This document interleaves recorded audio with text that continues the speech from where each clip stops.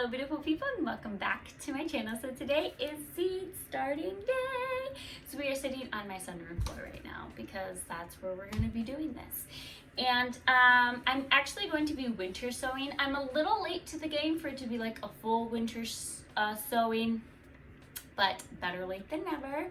And I'm choosing to winter sow for a few reasons. One, I just don't have the space. Yes, I have my sunroom here that I could potentially keep the seeds on the shelving unit that I have in here.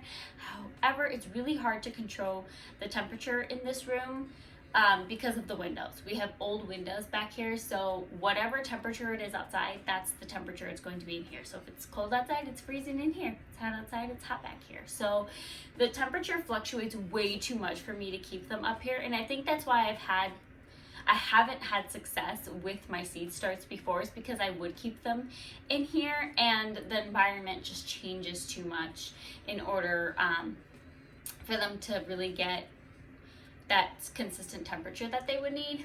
And the other option I was thinking is, oh, maybe I can keep them in our basement because the temperature down there is pretty consistent, but then lighting is my issue. So I decided to do winter sowing this year, just to kind of save space and actually be able to maybe get some good successful seed starts this year. Another benefit to winter sowing is that you don't have to harden off your plants. So when you start your plants indoors, obviously they are used to the perfect temperature and the perfect lighting that you are giving them. And before you put them in your garden, you have to go through a process of hardening them off. If you don't harden them off, they can go into shock and die, and all that work that you spent cultivating them is gone to waste, because they can't handle the shock of going from the perfect environment indoors to the inconsistent environment outdoors. So that's another reason why I'm deciding to winter sow this year. Number three, it's easier. It's less hands-on. As you guys know, I have 3 little ones, 6, 4 and a half, and about to be 1. So the less hands-on I have to be with seedlings, the easier it is for me, in my opinion.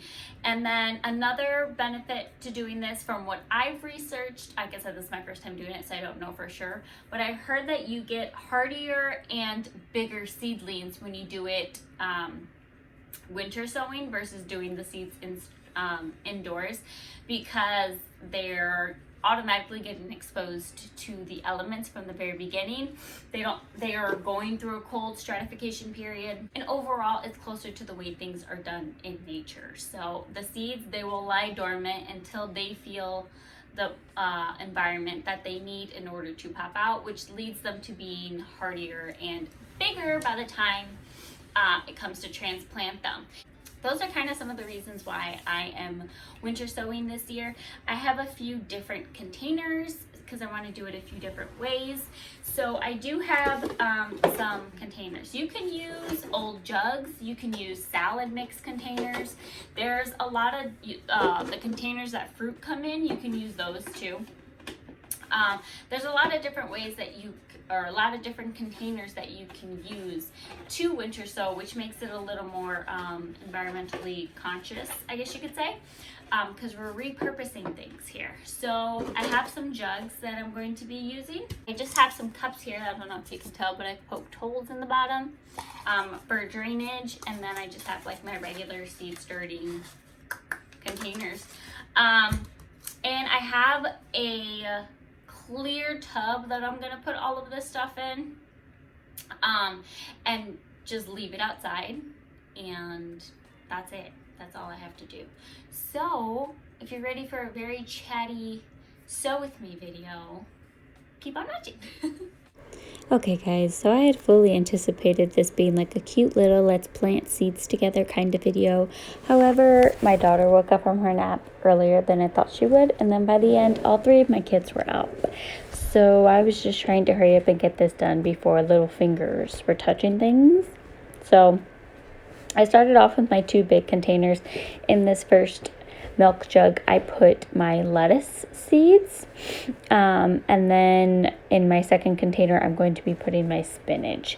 Now in regards to the jugs themselves, you want to make sure you're not cutting it completely when you cut cut it open, you want to make sure you're leaving a little bit of the material connected, so that way on warmer days you could open it and vent it, because you don't want to cook your plants, because like I said in the beginning, these are basically creating their own little greenhouses. So on super warm days you want to be able to vent the containers in order to prevent your plants from cooking themselves.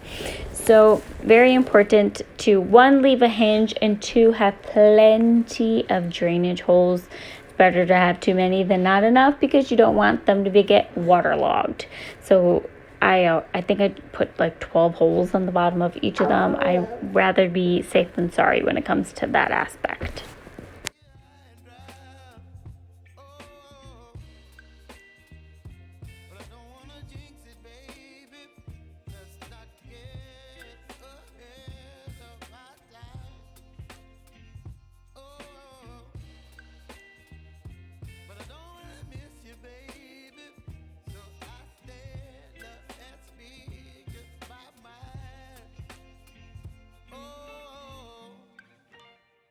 Alright, so once my big containers were done, I moved on to the cups. So in the cups, I'm using the bigger plants.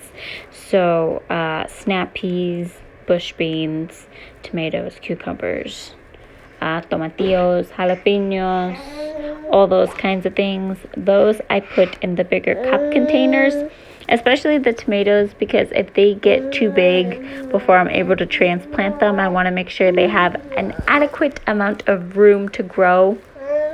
So I put them in the cups. So for the cups, I filled them up 3/4 of the way, added the seeds on top, and then just put another small layer of soil on top, especially if they're smaller seeds. If they're bigger seeds like the snap peas and the beans, then you can get away with putting them a little bit deeper. But for small seeds especially, you want to make sure you're only planting them 1/4 of an inch deep, and that's not that deep, guys. So I filled them up, put the seeds on top, and then put another small layer on top. Because if the seeds are planted too deep, then you risk the chance of them not being able to pop through the soil at all. So you want to make sure that they are close enough to the surface that they don't have to use that much energy coming out.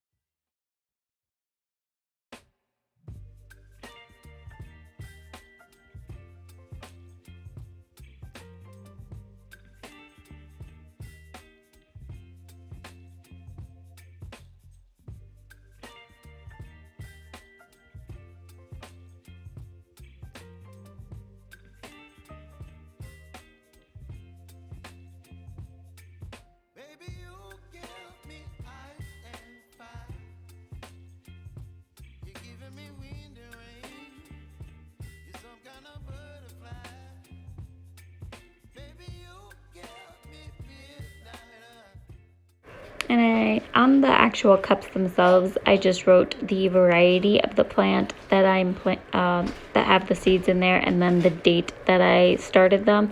Always, always, always, always label your plants, guys. Okay, there have been plenty of times where I'm like, I'm not gonna label it. I know it's there, and then I forget what's there, and I'm like, wait, what did I put here? What is this? And then I don't know until it gets big enough to have true leaves on it, and then you can kind of tell from there what kind of plant it is. So always make sure that you are labeling your plants.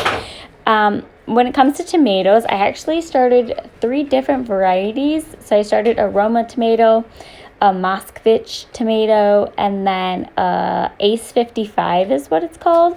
They're all bush tomatoes. I thought I had a cherry tomato variety still, but I guess I did not. So maybe I'll get another small cherry tomato plant, because my oldest loves cherry tomatoes.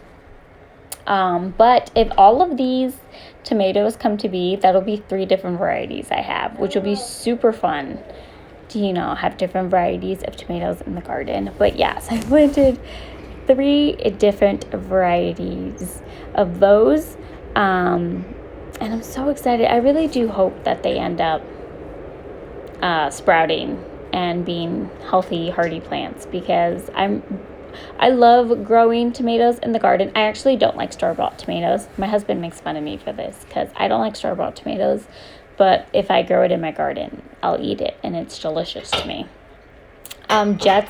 Jessica Sowards from Roots and Refuge Farm, she has this phrase she says, store-bought tomatoes taste like disappointment, and I wholeheartedly agree. But yeah, I absolutely love growing tomatoes in the garden. So if I'm able to grow some this year from seed versus just buying a starter at the nursery, I will be so happy with that.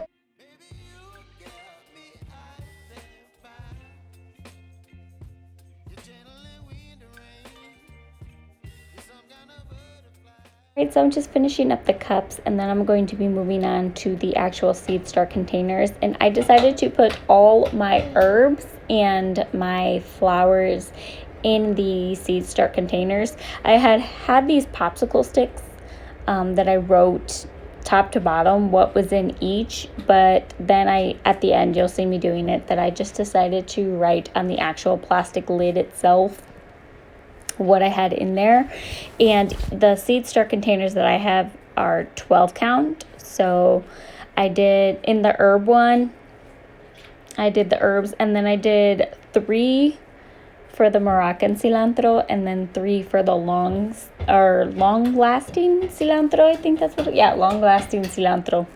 So I'll have 6 cilantro plants if they all bloom, hopefully. Fingers crossed. So yeah, those hopefully will start coming soon, because as I said in my seed packet video, cilantro does not do well in super hot weather, so it's better to plant it when it's colder. So I would love to get those in the ground sooner rather than later. So that's what my plan is. But yeah, so that's just what I'm finishing up here in these last 2 containers. And yeah, I'm very excited to see how things turn out.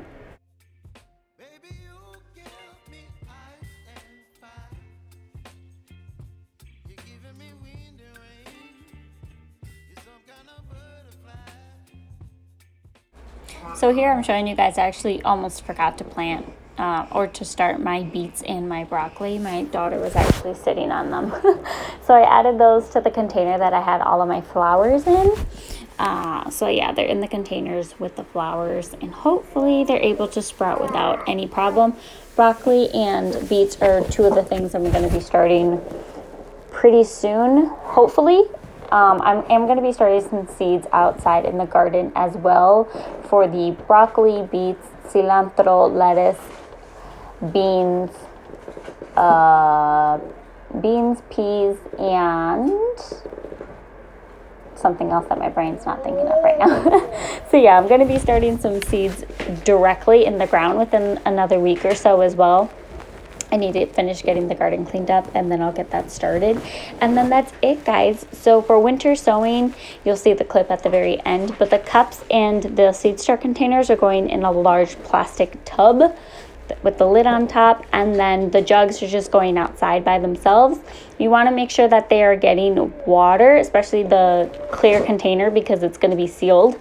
So like tomorrow it's going to be raining, so I'll make sure I leave it cracked open a little bit so some water can get in there for them. But the tubs, you want to make sure they're not drying out too much and making sure that they're staying moist. And I will also note that winter sowing, it's not going to be as quick as a process as starting seeds indoors. So they do take a little longer to pop through the surface. It's totally fine. It's normal. So if it's taking a while for your winter sows to pop through, don't be alarmed. It is a normal process.